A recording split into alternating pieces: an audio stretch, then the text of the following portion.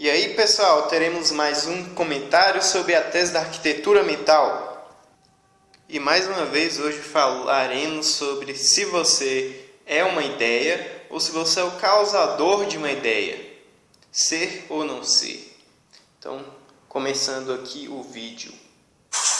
Então, se você é o seu objetivo e o seu objetivo mais as questões vão determinar uma solução lógica, e essa solução lógica é o seu sentimento, e como o seu sentimento fica em relação às coisas, isso vai determinar qual é a sua escolha.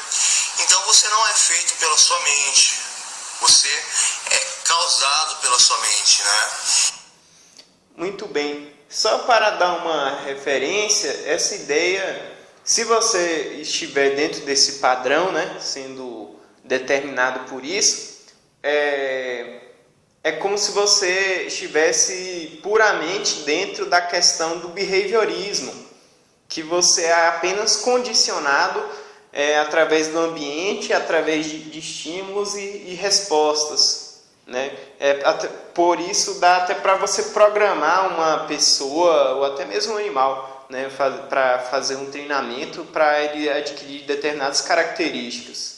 O behaviorismo, que começou lá desde antes de Skinner, com Pavlov, e se desenvolveu, né, principalmente através de Skinner, que é o teórico mais famoso, né? Em que, enfim, o behaviorismo ou comportamentalismo, eles faziam experimentos que colocavam um ratinho dentro de um quadrado e deixava ele explorar aquele espaço, né? Naquele espaço tem uma alavanca, o ratinho, por acidente, aciona a alavanca uma vez e aí ele descobre que acionando aquela alavanca aparece água e comida. E aí ele vai lá e toma, e ele tem dopamina, prazer. E aí a partir disso ele vai com maior frequência acionar aquela alavancazinha ali da caixa de Skinner. E também existem muitos outros experimentos parecidos com isso. Mais recentemente teve a questão que colocaram um eletrodo na parte dopaminérgica do cérebro do rato. E quando ele acionava uma alavanquinha parecida com a do primeiro experimento, ele adquiria descargas, né, diretamente na área da dopamina no cérebro. E ele, que além dessa alavanca tinha ratinhas à disposição dele e as melhores comidas que o rato poderia comer, deixou de desfrutar dessas coisas e passou apenas a acionar a alavancazinha que dava muito prazer para ele, e tirando esse estímulo dele, ele não fazia mais nada da vida, ficou parado até morrer, porque ele não conseguia ter mais prazer com nada. Esses são apenas alguns experimentos que mostram como os animais eles podem ser condicionáveis. E se o ser humano ele não tiver uma vida ativa, criativa, construtora, que causa a ideia, ele vai se deixar levar pelas questões da sua fisiologia, e aí pode até se tornar uma pessoa drogada, literalmente, né? Que é um dependente químico,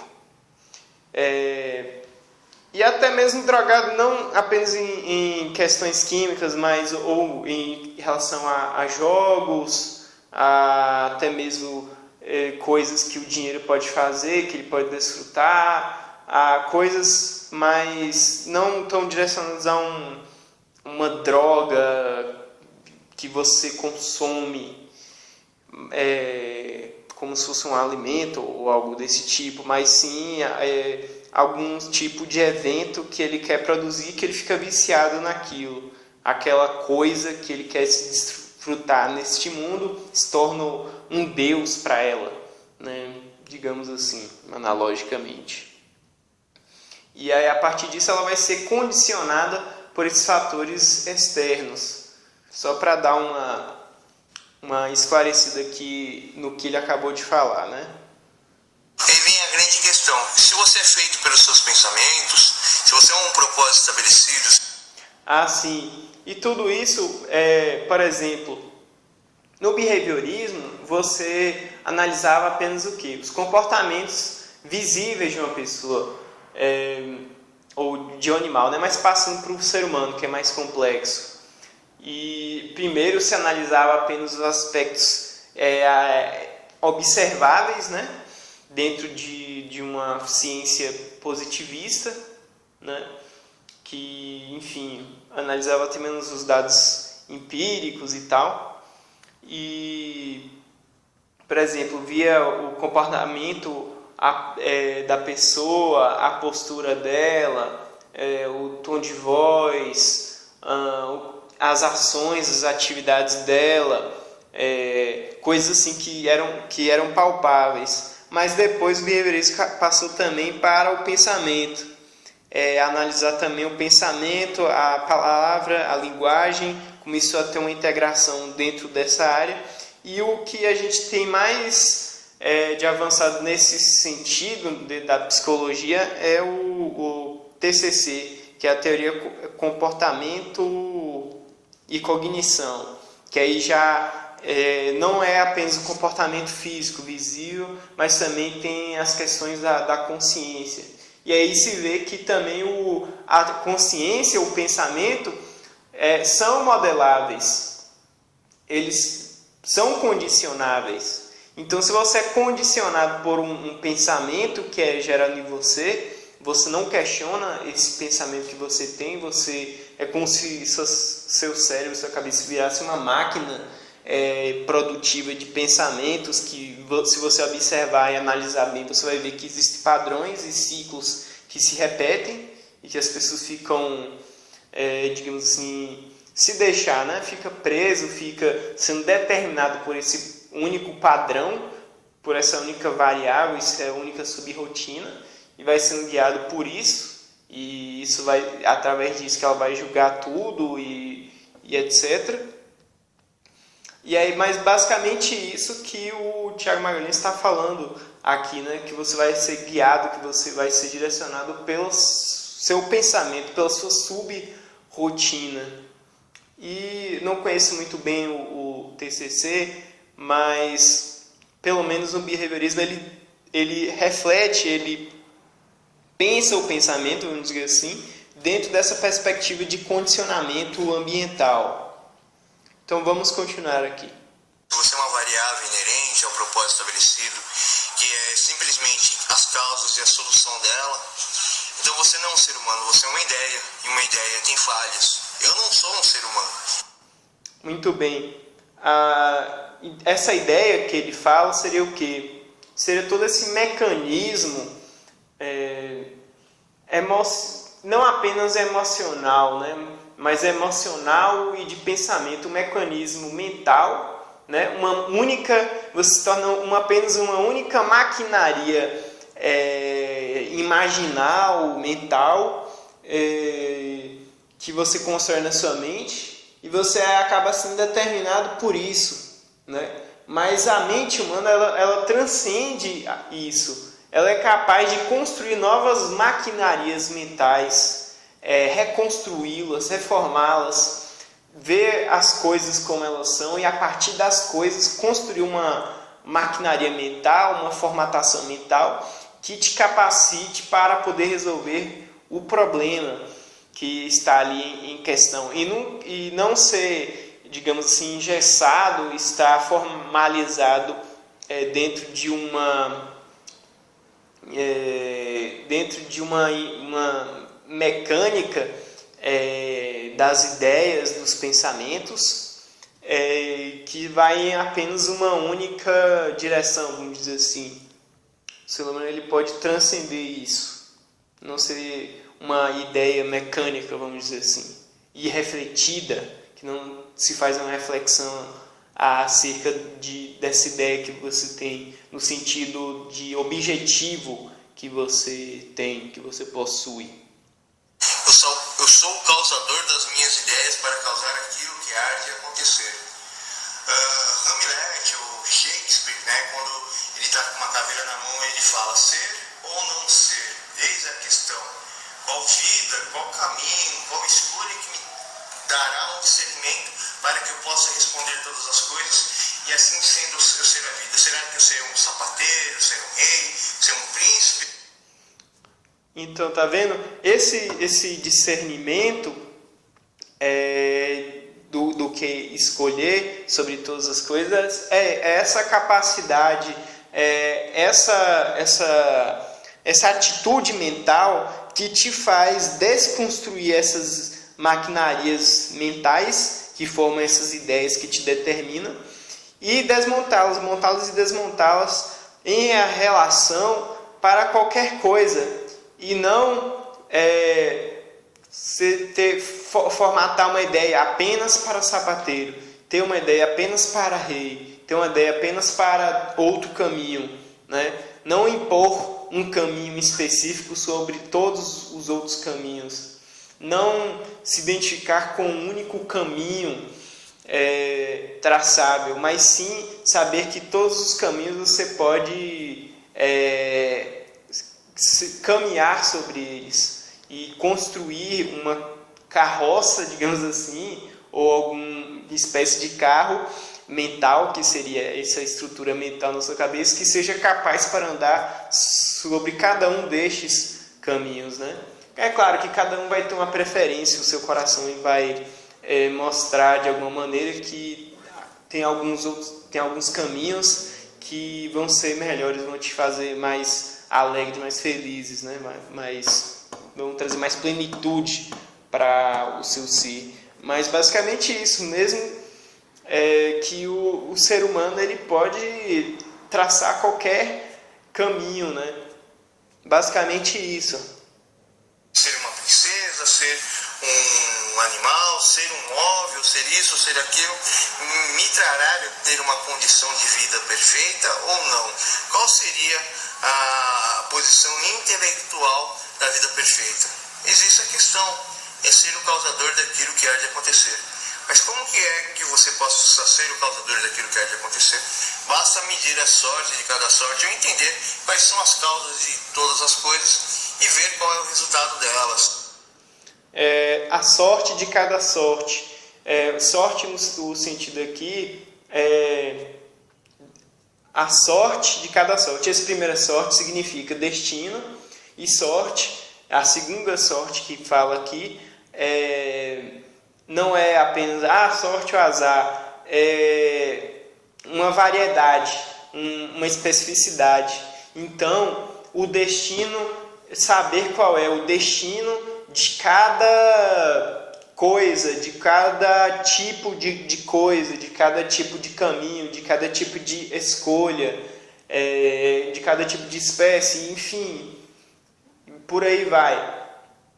E sabendo esse destino e também saber a causa de cada uma delas, de onde cada uma delas veio, traçando essa linha, esse delineamento, você conseguirá ver a direção para que cada coisa ela vai, ou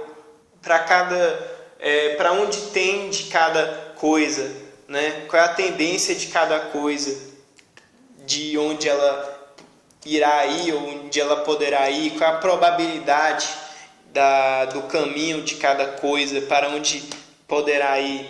Ter esse discernimento, ter essa consciência de conseguir prever as coisas e de conseguir reconstituir de onde elas vieram, de qual é a causa delas, né? E tudo isso para poder ter uma consciência de conseguir responder a pergunta: qual é a vida perfeita, ou seja, qual é a felicidade, qual é o que eu devo fazer, o que me fará ser pleno em minha vida, né? Cada um tem uma vida, né? Existem vários caminhos que o ser humano pode percorrer, mas cada um tem a sua vida em específico, e isso vai ter suas especificidades. Não. Mas Shakespeare ou Hamlet não conseguiram alquimizar essa ideia que eu disse aqui, né? Hamlet, né, a peça, e que o personagem Hamlet ele faz essa pergunta, né, se eu não sei. E eu não sou feito pelo meu pensamento, eu sou causador dele. O meu pensamento em si é simplesmente uma solução da minha verdade, do meu ponto de vista, do que aconteceu e como eu tenho que vencer a questão. Então, sempre me retirando da equação e vendo todos os pontos de vista, né? E aí me colocando para tomar uma verdadeira solução correta, sempre me adaptando e sempre me reformulando, assim sendo, seria o causador, né? E aí... Retomando aqui o que ele disse, né, com relação daquela questão que ele falou antes, do amor parcial, que é algo que ele aprendeu antes, né? Então ele somou esse conhecimento que ele teve lá na juventude dele e aprimorou, fez um aprimoramento desse conhecimento 2.0, vamos dizer assim, que é essa explicação que ele está dando aqui agora, né? Você se anular do seu amor parcial, aquilo para o qual seu coração naturalmente tende, digamos assim, aquelas ideias, aquela maquinaria que você já está rodando na sua mente, no seu subconsciente, usar seu consciente para poder se extrapolar disso, se transcender disso e conseguir não ver apenas essa maquinaria interior do seu subconsciente, mas todos os outros caminhos que vão para além dele, que seriam outras possibilidades para serem repensadas, para através da reflexão e meditação poder ver isso. E aí, sim, vendo a situação que está ali no momento na sua frente, um problema, alguma coisa para se resolver, tomar a melhor atitude possível. Mais ou menos essa a questão toda. Voltando à questão aqui, como isso aqui já faz parte do exercício, né? Se o meu objetivo é ganhar, a única coisa que eu faço é ganhar. O que acontece quando eu perco? Eu preciso ganhar. Então, se uma pessoa fez eu perder, então eu tenho que fazer aquela pessoa perder. Ou seja, eu coloco o meu estado emocional, a soma das variáveis que determinam o resultado lógico, acima do princípio do entendimento, que é uma outra pessoa, e essa pessoa perdeu por razões, eu preciso exercitar em relação a isso, mas eu só quero ganhar da pessoa, então vou fazer a pessoa perder. E se a pessoa não desistir, e eu sou feito pelos meus pensamentos, a única prerrogativa lógica é desejar ter o mal com a pessoa. E isso é uma coisa totalmente errada, eu sou um ser humano. Mas por que eu coloco esse objetivo de vencer? Porque essa é a minha única verdade, porque esse é o meu único caminho. Muito bem, ele deu aqui um exemplo de uma pessoa que ela colocou como verdade acima de tudo, como uma idolatria dessa pessoa, né? A verdade de que sobre todas as coisas eu tenho que vencer, eu tenho que ser o vencedor. Algum evento causou nessa pessoa, condicionou essa pessoa que ela tem que vencer. Talvez algo que ela se sentiu muito para baixo, ela teve muita pouca autoestima, então ela precisa compensar isso e provar de alguma maneira que ela tem que ser a melhor, ela tem que vencer. E ela sendo tomada completamente por este espírito, vamos dizer assim, ela vai ficar completamente cega para outros fatores, para outros valores que outras pessoas podem ter, que outras situações exigem de você, e sendo você tomado por isso, valorizando unicamente este fator que te domina e que guia seu coração, fazendo que essa ideia, essa é a ideia, né?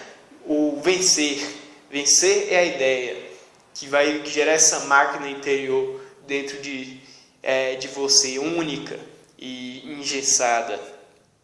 E aí, você encontrando outra pessoa em determinada situação, você vai fazer com que ela queira perder, fazer de tudo com que ela perca para que você seja o vencedor. Por quê? Porque a única coisa que você considera, a única coisa que você valoriza, seu único valor, sua inerência no propósito estabelecido é unicamente isso. E aí por isso que ela vai fazer o mal para outra pessoa, vai fazer com que ela perca. Esse que é o que o Tiago Magalhães também chama, essa que é a definição de fascismo dele, né? Você colocar um valor parcial, uma verdade parcial, uma verdade relativa, que seria o vencer, como se vencer fosse a felicidade absoluta, como se fosse a vida perfeita, a vida plena, como se fosse a eudaimonia absoluta, e colocando isso acima de tudo, mas isso não sendo a verdade, sendo uma opinião, uma doxa da pessoa em relação ao objetivo do ser humano, ela vai impor isso sobre todas as outras pessoas e coisas, sendo a essência, a raiz aí que desembocou no fascismo, por isso ele chama de fascismo. E também dentro da cultura bíblica, isso é uma idolatria. Você coloca acima de Deus ou no lugar de Deus uma ideia, uma coisa para se adorar, para se buscar em toda a sua vida, desvalorizando as coisas que realmente têm um valor objetivo, vamos dizer assim. É mais ou menos essa ideia. Não procurando esse discernimento de causar aquilo que é de acontecer, você entra dentro dessa variação inerencial, né? Dentro dessa sub-rotina. Infelizmente, os seres humanos na Terra, eles são incompletos, e o pior, os seres humanos, eles só têm um objetivo. Então, essa incompletude, esse único objetivo, é isso que ele acabou de dar o exemplo, que eu dei mais uma explicaçãozinha aqui. Como eu fiquei, qual é a questão e qual a solução dessa? Ou seja, como eu fiquei em relação ao objetivo que eu tenho. Se meu objetivo é vencer, eu venci ou não nessa questão aqui? Eu venci, beleza. Não, eu perdi, então tenho que ganhar agora. Se você ficar apenas cego, apenas cabresto em relação a uma única determinação, um único objetivo, um único propósito determinado arbitrariamente, ou que você foi condicionado na estrutura da sua vida, é isso. É essa a questão. Os seres humanos aceitam qualquer prerrogativa. Isso é uma coisa da genialidade humana, mas também é uma coisa da limitação da capacidade intelectual do ser. A coisa do gênio humano, né? Uma coisa que é possível, que faz parte da estrutura do ser humano, né? Que tem a imaginação, tem o pensamento, tem a intelecção, todos esses níveis, né? Tem a parte da percepção, dos 5 sentidos. Isso vai se encadeando em níveis de processamento cognitivo, e dentro de todo esse processamento pode ocorrer alguns desvios, né? Sendo este de vencer algum deles, né? E também o que vai estruturar o indivíduo é a educação, né? Que os pais dão, e o conhecimento que ela tem. E toda essa questão, toda essa construção do indivíduo pode, se não feita de forma correta, vai ter essas inclinações para coisas que realmente não estão acima das outras, mas que as pessoas colocam como se fosse. O homem que falava sobre quem realmente era o homem são as parábolas de Jesus Cristo, ou os relatos dele aqui na Terra, né? Eu acho interessante isso. Ele fala sobre o caminho estreito, ele fala isso em Provérbios. Então, esse caminho estreito, né? Por que ele está falando isso da Bíblia? Porque o caminho estreito é esse termo que o profeta fala, de causar aquilo que há de acontecer, que é ter esse discernimento de, na verdade, na realidade, o que realmente está acima de todas as coisas. E não colocar o seu egoísmo, aquilo que você acha, a sua experiência, o seu prazer, aquilo que você tem uma tendência a idolatrar sobre todas as coisas.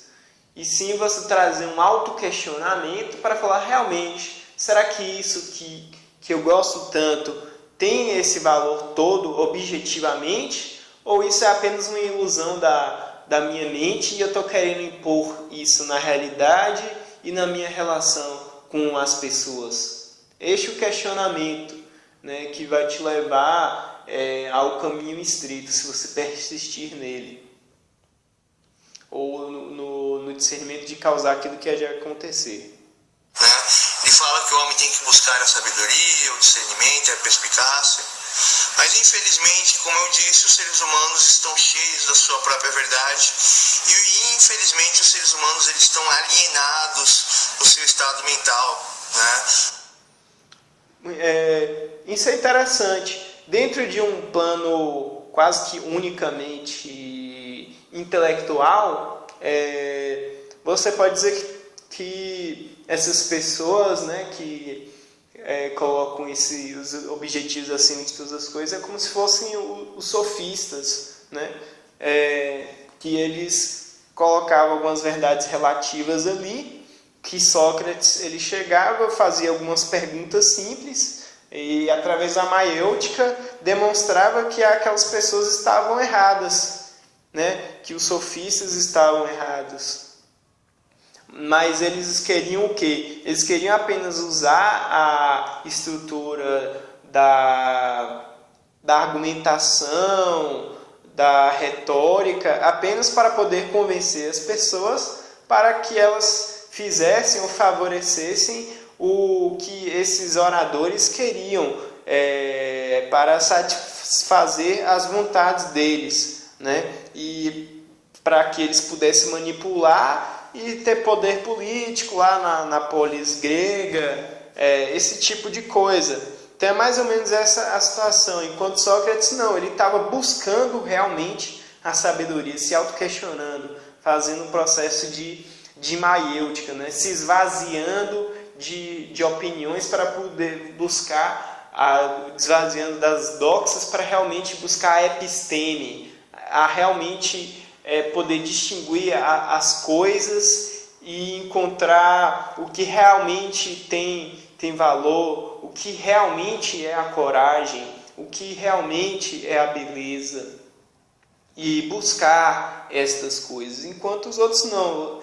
Sócrates questionava eles e tal, e aí eles não gostavam e acabaram até perseguindo ele, né? Contaram mentiras. E Sócrates ele foi condenado a tomar a cicuta, que é um veneno, e morrer, né? Porque estava atrapalhando o caminho deles, né? E talvez Tiago Magalhães chamasse esses sofistas de fascistas também, de idólatras, né? Porque eles idolatravam os benefícios que eles poderiam ter através da retórica, né, da argumentação erística deles, né? O salvador deles é a argumentação, é a retórica e o poder de manipulação verbal, e o Deus deles era, sei lá, o que eles poderiam conquistar com este meio, né? Muito bem. No seu estado emocional, as pessoas agem como um labirinto. A partir do momento que você entende esses labirintos, você pode manipular tudo isso. Eu acho isso muito ruim, né? Mas você tentar ajudar... Sim, e muito bem. Só eu estou colocando aqui os sofistas, mas os sofistas eles eram ainda mais astutos que os seres humanos normais, vamos dizer assim. Inclusive, eles deveriam perceber alguma coisa disso que ele falou, e por isso que é um caminho meio perverso que ele não gosta, né? Eles já deviam ter alguma astúcia do que as pessoas queriam, né? Através da observação delas. Ele ia colocar algum discurso em relação a elas para poder convencê-las, né? Para apoiarem ela, ou para que ele tenha prestígio na cidade, e esse tipo de coisa, né? Mais ou menos o que os políticos fazem hoje. Não sei se eles têm a mesma habilidade de sofistas ou se eles já perderam isso. Eu creio que sim, né? Eu acho que hoje eles usam outras estratégicas. Talvez muitos políticos de alto escalão ainda tenham esse conhecimento e essa astúcia para a manipulação de massa, né? Mas hoje é completamente diferente a estruturação.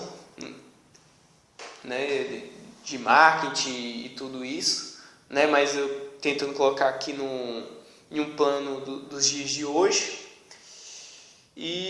Mas o ser humano, ele não vai ser como os sofistas eram, mas geralmente eles vão defender a ideia, o seu pensamento, o seu objetivo, como se de forma relativa, de forma doxal, né, no sentido de doxa, não, nem sempre em um sentido de manipulação, né?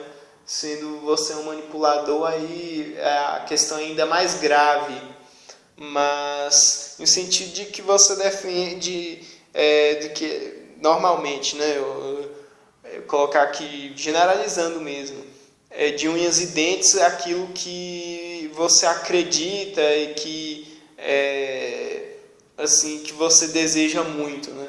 Se essa imagem daquilo que você deseja é atacado, você retruca com uma certa força, com uma certa emoção, né? Porque é como se estivesse te destruindo. Se aquela imagem mental que você formou estiver sendo destruída, você irá destruir aquilo que está destruindo isso. Entende? É um sentido de autodefesa. Dar a liberdade mental à pessoa, uma das coisas mais raras que existe, mas eu não sei se isso é possível ou se pode acontecer. Você inserir uma informação dentro da mente da pessoa.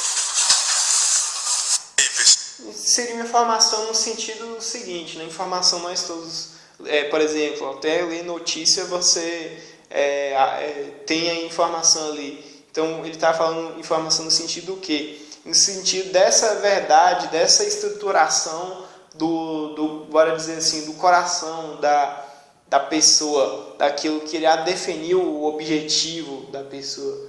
Existe uma estrutura informativa ali que determina o objetivo da pessoa. Você manipulando, você tirando informação, colocando outra, você vai mudar o rumo, a direção, a atmosfera que você tem no interior daquele indivíduo, né? E podendo até modificá-lo completamente. Apenas adicionando uma única informação ali, você já modifica toda a estrutura, todo, digamos assim, como se fosse o campo magnético gerado pela soma daqueles fatores interiores de informação, né? Muito bem, gente. Então, começando aqui mais um vídeo. Então, vou deixar para o próximo comentário e até mais.